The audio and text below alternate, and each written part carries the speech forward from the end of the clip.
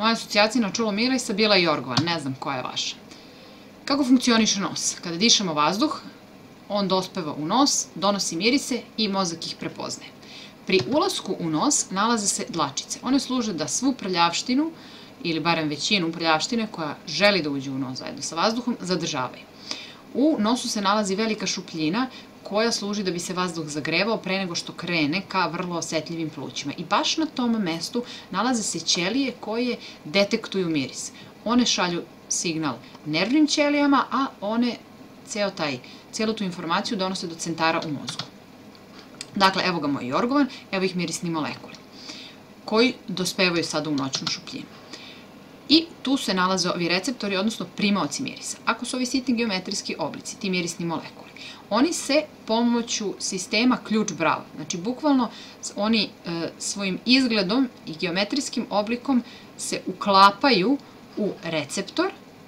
Kada se to desi, aktivira se receptor, znači ovo je uvećanje ovog ovde dela, receptor se aktivira, šalje informaciju, odnosno nervni impuls, dalje do sledeće nervne ćelije i tako do centara u mozgu.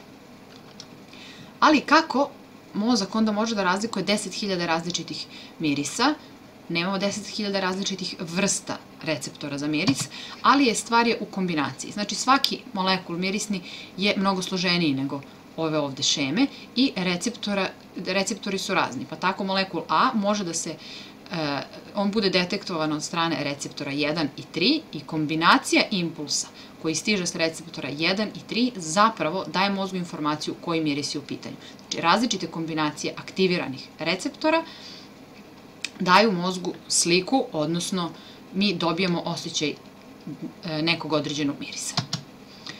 Čulo ukusa je sledeće i vrlo povezano sa čulom mirisa, jer na jeziku imamo male kržice pomoću kojih osjećamo šta jedemo, a iz jezika ta informacija dalje stiže u mozak. Na jeziku postoje zone gde se osjeća slatko, slano, kiselo i gorko. Kako su slatko i slano dva ukusa koje su nama najvažnija, oni su tako i smešteni na prednjem delu jezika. Ovo bi bio kao neki isečak, odnosno presek, trodimenzionalni presek jezika, gde bi se svaka ova papila imala ovde kvržice, ali to mislim da će se bolje videti ovde. Pa smo jednu papilu, to su u stvari ove džbonglice na jeziku koje imamo, evo ih ovde uvećane, imaju ovako kanal. Pljuvačka koja razlaže hranu, u stvari razlaže i rastvara molekule koji donose ukus, oni zalaze ovde i tu ova ovde tačkica koja se nalazi tu na ivici ovog kanala je u stvari gustativna kvržica koja evo ovako izgleda. To je sklop nekih specijalizovanih nervnih ćelija koje imaju ovde neke končaste nastavke pomoću kojih osjećaju ukus po istom principu.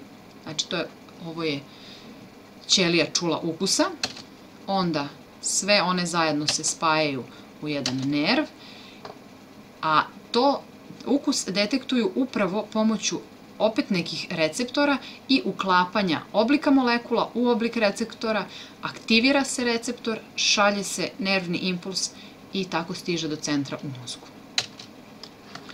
Evo gde se nalazi centar za miris i ukus. Dakle, ne samo da je nosna šupljina povezana sa usnom dupljom, pa sve ono što jedemo isparavajući stiže do receptora za miris, nego su upravo i signali, odnosno mesto obrade tih signala u mozgu povezani.